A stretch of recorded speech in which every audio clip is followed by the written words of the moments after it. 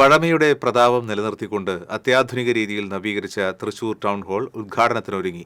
ചൊവ്വാഴ്ച പൊതുമരാമത്ത് വകുപ്പ് മന്ത്രി മുഹമ്മദ് റിയാസ് തൃശൂർ ടൗൺ ഹാൾ പൊതുജനങ്ങൾക്കായി തുറന്നു നൽകും. ഒരു വർഷം അടച്ചിട്ട് നടത്തിയ അറ്റകുറ്റപ്പണികൾക്ക് ശേഷമാണ് കെ കരുണാകരന്റെ നാമധേയത്തിലുള്ള തൃശൂർ ടൗൺ ഹാൾ പൊതുജനങ്ങൾക്കായി തുറന്നു നൽകാൻ ഒരുങ്ങുന്നത്. റവന്യൂ വകുപ്പ് മന്ത്രി advocate K Rajan, MP, MLA തുടങ്ങിയവർ ഉദ്ഘാടന ചടങ്ങിൽ പങ്കെടുക്കും. ബ്രിട്ടീഷ് ഭരണകാലത്ത് യൂറോപ്യൻ മാതൃകയിൽ പണിത ടൗൺ ഹാളിന്റെ അതേ പ്രൗഢിയും തനിമയും നിലനിർത്തിക്കൊണ്ടാണ് പുതുക്കി കെട്ടിടം പണിതിരിക്കുന്നത്.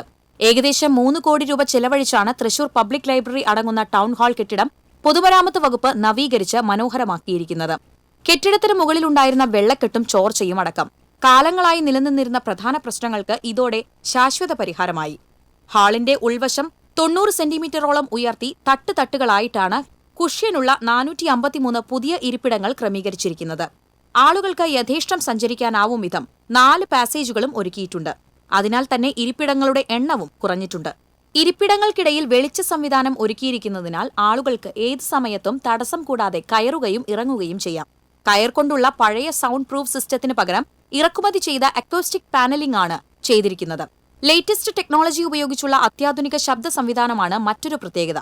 മരത്തിന്റെ ജനലുകൾ മാറ്റി സ്റ്റീൽ ജനലുകളാണ് സ്ഥാപിച്ചിരിക്കുന്നത്. 3 കർട്ടനുകൾ ഉൾപ്പെടെ സ്ഥാപിച്ച് വേദിയും മനോഹരമാക്കി. വേദിയിലേക്ക് കയറാൻ പുതിയ റാമ്പും നിർമ്മിച്ചു. ബാൽക്കണിയും നവീകരിച്ച് മനോഹരമാക്കിയതോടെ ടൗൺ ഹാൾ ഒരു തിയേറ്റർ അനുഭവമാണ് പ്രേക്ഷകർക്ക് സമ്മാനിക്കുന്നത്.